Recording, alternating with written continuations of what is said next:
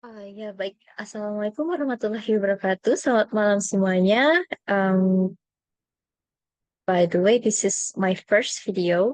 Sebelumnya, perkenalkan nama saya Marsadatul Aisyah. Saya dari Institut Teknologi Indonesia dengan jurusan Teknik Kimia. Pada kali ini saya akan membahas masalah dan peluang yang kita hadapi beserta analisis mendalam untuk memahami akar masalah, solusi yang ada dan dampaknya. Jadi presentasi ini mencakup seperti konteks, masalah, alternatif pelanggan, dampak emosional, dampak kuantitatif, dan kelemahan alternatif. Jadi dengan pemahaman ini kita dapat merumuskan strategi yang lebih efektif untuk mengatasi masalah dan memanfaatkan peluang yang ada. Jadi mari kita mulai dengan membahas konteks. Sini ada konteks. Jadi ada pertanyaan when does the problem occur. Jadi konteks ini menjelaskan kapan dan dalam kondisi apa masalah tersebut muncul. Jadi ini mencakup seperti waktu terjadinya masalah. Kapan sih masalah ini biasanya terjadi? Apakah ada pola waktu tertentu? Misal pada saat puncak penggunaan, musim tertentu dan lain sebagainya. Lalu ada kondisi yang memicu masalah, lalu ada frekuensi kayak eh, seberapa sering sih masalah ini terjadi dan tujuan dari konteks itu sendiri untuk memberikan pemahaman yang jelas tentang situasi dan kondisi saat masalah muncul sehingga dapat lebih mudah diidentifikasi dan diatasi.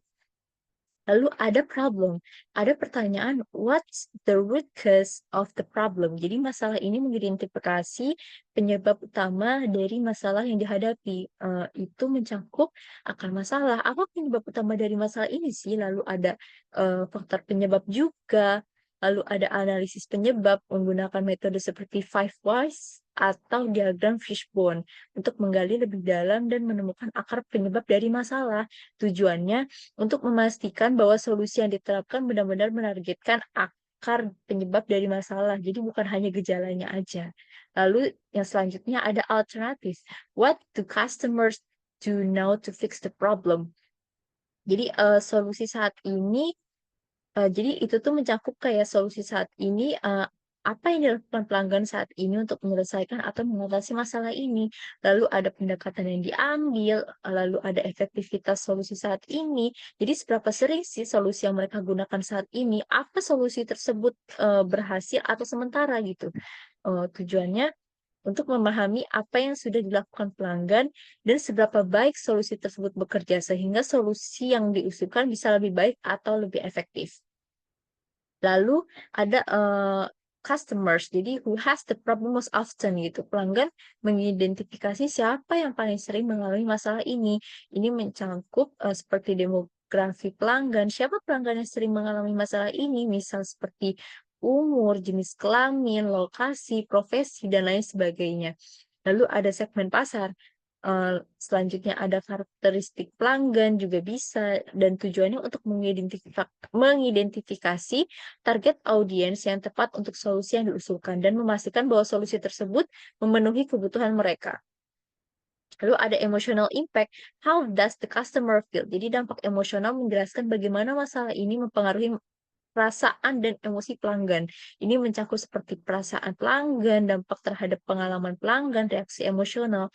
Jadi untuk memahami aspek emosional dari pengalaman pelanggan dan bagaimana solusi dapat mengurangi dampak negatif tersebut.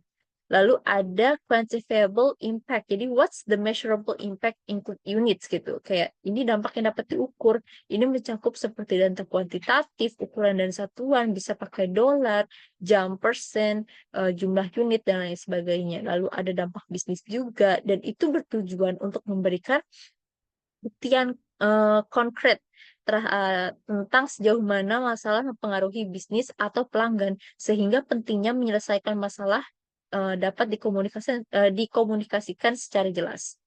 Dan yang terakhir ada alternative shortcomings. What are the disadvantages of the alternatives? Jadi kelemahan alternatif ini mengidentifikasikan potensi kelemahan atau batasan dari solusi yang diusulkan. Jadi ini mencakup seperti resiko dan tantangan, keterbatasan solusi, konsekuensi negatif. Jadi apa konsekuensi negatif yang mungkin timbul jika solusi tersebut diterapkan? Dan tujuannya untuk memberikan gambaran yang seimbang terhadap yang seimbang tentang setiap alternatif, termasuk potensi masalah yang mungkin timbul, sehingga keputusan yang diambil lebih informasi dan realistis. Baik, sekian penjelasan dari saya. Kurang lebihnya mohon maaf. Semoga bermanfaat bagi kalian semua. Wassalamualaikum warahmatullahi wabarakatuh.